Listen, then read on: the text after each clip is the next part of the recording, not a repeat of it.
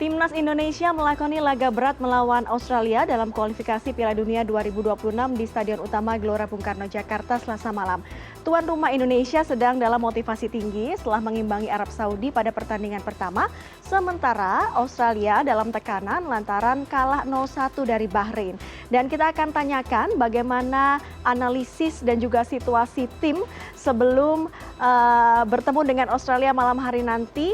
Dan kita akan coba sapa dulu, ada Bung Yusuf Kurniawan, Bung UK. Halo, selamat siang. Halo, selamat siang, Dea. Iya, Bung Yuke, sebenarnya kita sedang menunggu sambungan dari Pak Sumarji ya, manajer Timnas Indonesia untuk melihat atau memberikan informasi kepada kita bagaimana situasinya. Tapi kita sekarang ke Bung Yuke dulu. Bung Yuke, malam hari ini kita akan bertemu dengan Australia. Tentunya bukan pertandingan yang mudah, meskipun kemarin kita sempat 1-1 lawan Arab. Kalau dari analisis Anda seperti apa malam hari nanti Sintayong mempersiapkan skuadnya? Ya, pertama kita bersyukur ya bisa mendapatkan 1 poin di Arab Saudi. Kemudian yang kedua, nanti malam kita harapkan semua pemain dalam keadaan siap, full squad, karena Justin Hubner yang di laga melawan Arab Saudi tidak bisa main. Kali ini sudah bisa main. Jadi sekarang pilihan STY sangat lengkap ya.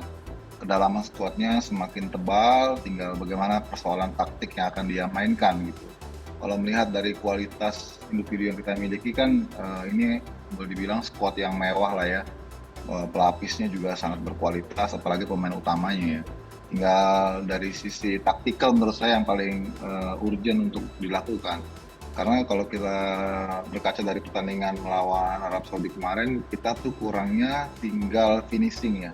Karena sebetulnya walaupun kita kemarin melawan Arab Saudi berada dalam tekanan ya, hampir sepanjang laga boleh dibilang, tapi kita sebetulnya masih bisa punya peluang untuk membawa pulang 3 poin loh.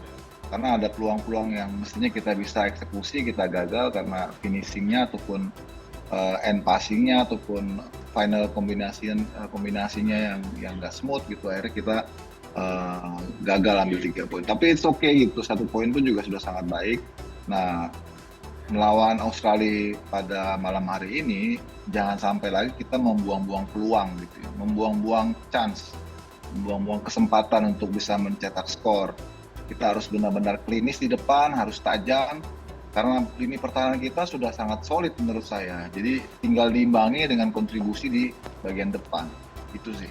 Ya, Bung Yuke, kemarin kita juga sempat melihat keseluruhan pertandingan Indonesia melawan Arab Saudi, dan sepertinya kalau dari analisis dari pengamatan kami ini di sayap kanannya ini sering dieksploitasi oleh lawan. Kalau Anda melihatnya ini perlu menjadi perhatian Coach Sintayong nggak?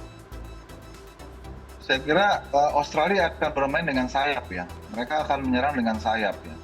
Soalnya pemain-pemain yang didatangkan tuh lini depannya tuh banyakan winger atau flanker gitu. Dan itu bisa dimengerti karena mereka punya pemain-pemain besar tinggi di final box gitu, yang tentu mereka berharap dengan umpan-umpan crossing ya, dengan permainan crossing ya. Itu yang kita harus antisipasi gimana caranya supaya flank mereka nggak jalan gitu loh.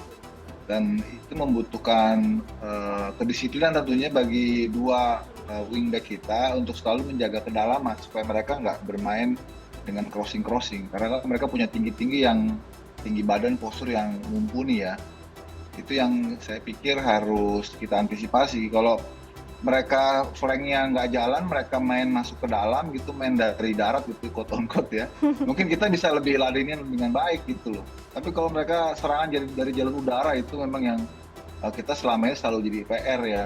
Kita banyak sekali kebobolan dari bola-bola udara, dari dari set pieces gitu ya. Walaupun kita sebenarnya sekarang sudah banyak pemain-pemain keturunan juga yang tinggi-tinggi gitu ya, tapi tetap aja Australia ini besar-besar gitu ya. Apalagi tuh stoppernya tuh, Souter tuh 2 meter tingginya gitu, setinggi tiang gawang gitu. Jadi jangan sampai dibiarkan mereka bermain di udara gitu. Ya, jangan sampai mereka bisa enak main di udara. Bung Yuke, sepertinya ini Pak Sumarji sudah nyambung dengan Sport Corner siang hari ini. Saya akan sapa. Halo, selamat siang Pak Marji. Iya, iya, selamat siang. Sorry, mohon maaf baru selesai kegiatan sama anak-anak ini. Iya, Pak Marji, yang paling ditunggu-tunggu informasi terbaru ini jelang beberapa jam sebelum kick off melawan Australia, situasi di timnas Indonesia seperti apa? Apakah semua pemain dalam kondisi fit? Alhamdulillah secara keseluruhan para pemain kondisinya sangat baik ya, sangat baik sekali, kondisinya sangat fit. Dan ini juga baru selesai kita melaksanakan kegiatan makan siang. Secara keseluruhan baik kondisi kebugaran, termasuk juga kondisi fisik para pemain, semuanya sangat-sangat bagus progresnya. Dan yang kita utamakan saat sekarang ini adalah menjaga mentalitas para pemain agar supaya tetap pada konsistensi, menjaga yang terbaik, dikarenakan kan ini nanti pertandingan yang boleh dikatakan pertandingan yang sangat berat yang harus dijalani. Dikarenakan satu, pertandingan kita tahu Australia cukup kuat, tim cukup kuat, dan mereka juga pasti kemarin ketika di negaranya di Australia juga mengalami kekalahan, pasti juga itu jadi momen yang akan dia pergunakan untuk memperbaiki, itu pasti, itu yang pasti. Nah, yang kedua berkaitan dengan soal para pemain kita sendiri sudah diberikan arahan-arahan, penekanan-penekanan, dan selalu diingatkan. Tinggal nanti yang terakhir pada saat meeting tim terakhir sekaligus penentuan line up, tentu akan kita berikan motivasi yang lebih lagi, dan juga tentunya berkaitan dengan strategi apa yang akan disampaikan, diingatkan kembali, karena kan menjelang kick off itu kan biasanya anak-anak juga ada sebagian yang tegang dan sebagainya, maka momentum itu yang kita pakai untuk kembali mengingatkan para pemain. Saya kira itu. Ya, tapi tidak ada yang cedera ya Pak Marji. Kemarin kan sepertinya di menit 60-an Tom Hai ini harus keluar, harus diganti karena sepertinya pahanya atau hamstringnya ini ada masalah. Tapi kalau per siang hari ini semua oke ya Pak Marji? Secara keseluruhan tadi seperti yang saya sampaikan di awal, kondisinya semuanya bugar ya, tidak ada yang cedera. Malah sebenarnya kalau Tom itu kondisinya tidak apa-apa, sehingga nggak ada cedera sama sekali. Hanya memang kemarin karena kebutuhan tim, kebutuhan strategi, maka ditarik keluar. Kalau kemarin itu pada saat lawan Saudi itu malah justru Rafa yang mengalami sedikit cedera, tetapi progresnya cukup baik, dan kemarin latihan terakhir malam itu sudah benar-benar tidak merasakan sakit, sehingga Rafa betul-betul hari ini nanti bisa main 100%. Dan tadi barusan juga saya tanya apakah masih ada keluhan, juga sama sekali sudah enggak. Artinya secara keseluruhan bukan hanya Rafa, fresh semuanya, tidak ada yang mengalami cedera. Baik. Hingga siang ini semuanya keadaannya sehat, fresh semua, siap untuk bertanding. Pak Marji, tapi ada perakiraan cuaca oleh BMKG malam hari nanti akan turun hujan yang cukup deras. Bagaimana persiapan teknis menghadapi situasi ini? Karena kemarin di Arab kan situasinya mungkin secara suhu panas, tapi nanti perkiraannya adalah hujan deras. Ya, jadi dari kemarin kita sudah prediksi, karena kan saya juga selalu menginformasikan berkaitan dengan cuaca yang ada di negara kita, yang ada di Jakarta. Nah, berkaitan dengan itu kan kita sudah persiapkan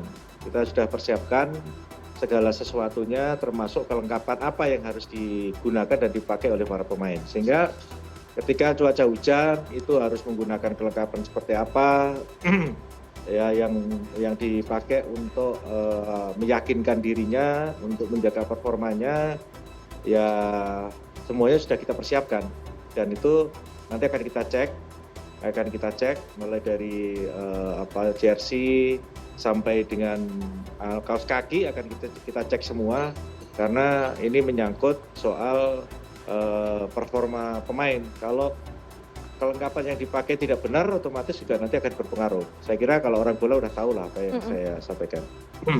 Iya, saya ke Bung Yuke. Bung Yuke sekarang kondisinya secara fisik sudah oke kalau tadi Pak Marji bicara begitu. Terus kemudian juga sudah dipersiapkan nanti jika hujan deras. Dan saat ini juga sedang digelar meeting untuk siapa saja yang akan menjadi starter. Bung Yuke, kalau boleh analisis Anda yang paling pas yang menjadi 11 pertama nanti melawan Australia siapa-siapa saja? Perlukah ada rotasi pemain? Kalau dari saya pribadi sedikit saja mungkin ya. Kemarin kan sebetulnya Kelvin Verdong itu dimainkan sebagai stopper karena Justin Hubner nggak bisa turun lantaran akumulasi ya. Sekarang Justin Hubner sudah available. Ya saya tidak tahu persis apakah ST akan memainkannya atau tidak.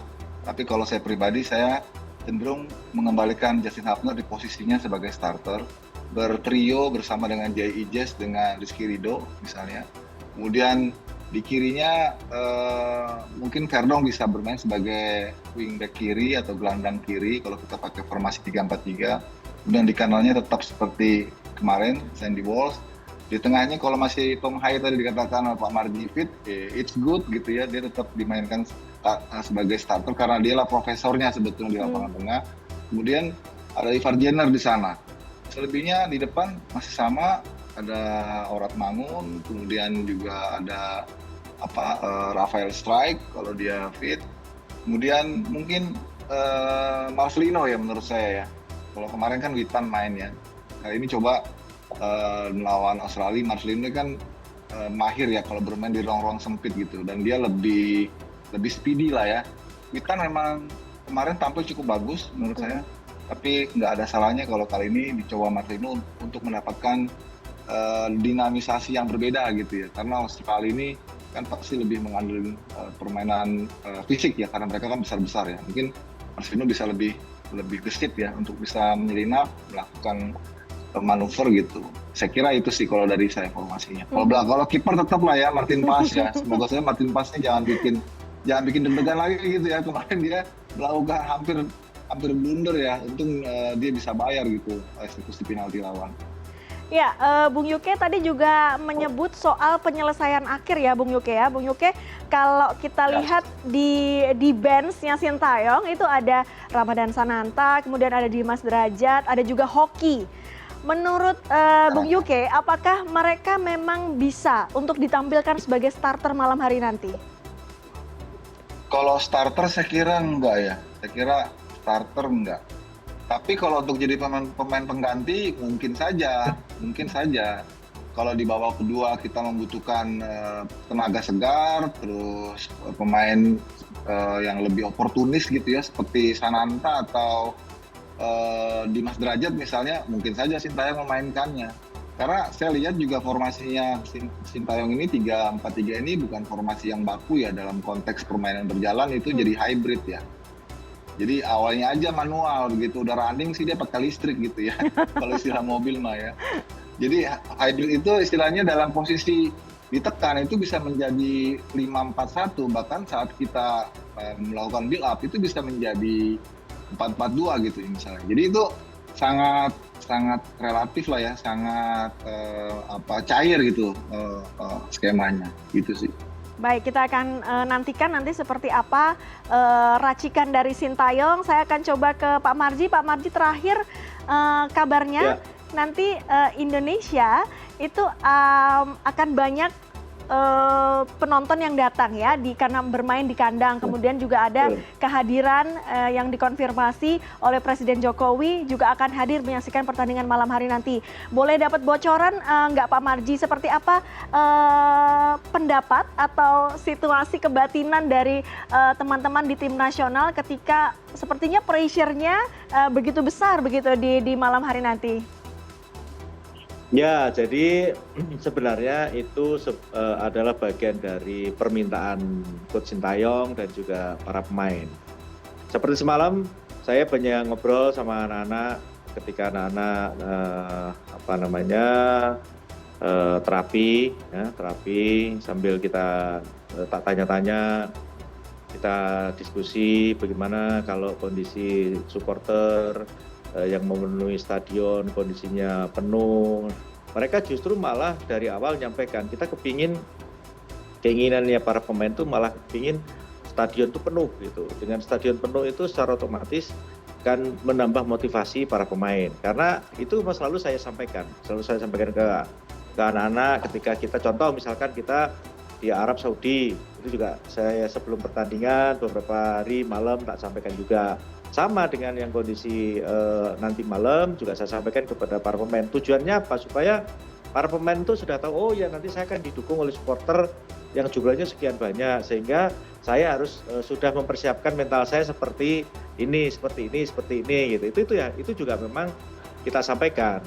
Dan Coach Shin juga menyampaikan itu ketika kemarin latihan terakhir, kalian besok akan didukung oleh supporter yang jumlahnya besar, jumlahnya banyak. Saya pun juga saya tekankan, saya sampaikan dengan hal yang sama. Yang harus tetap dijaga adalah konsistensi, memelihara dan konsisten memelihara mentalnya itu. Karena kan kalau kita mental didukung oleh supporter yang begitu besar, mentalnya tidak bagus, pasti akan turun. Tetapi ini berbeda, justru kita tambah semangat. Justru dengan kehadiran supporter yang banyak, kami semua akan termotivasi lebih tinggi. Nah itu yang membuat saya jujur saja bangga sekali gitu sama keberadaan tim saat sekarang ini. Kondisi seperti itu. Ya, baik. Mudah-mudahan dengan hadirnya puluhan ribu supporter mendukung Indonesia hari ini bisa juga membuat Indonesia berusaha secara keras untuk mendapat hasil yang baik. Terima kasih Pak Sumarji, manajer Timnas Indonesia, dan tadi sudah ada Bung Yuke, Bung Yusuf Kurniawan, pengamat sepak bola yang sudah memberikan analisis menjelang partai yang cukup berat nanti malam, yakni Indonesia melawan Australia. Terima kasih para narasumber, selamat siang. Selamat siang. Terima kasih, selamat siang.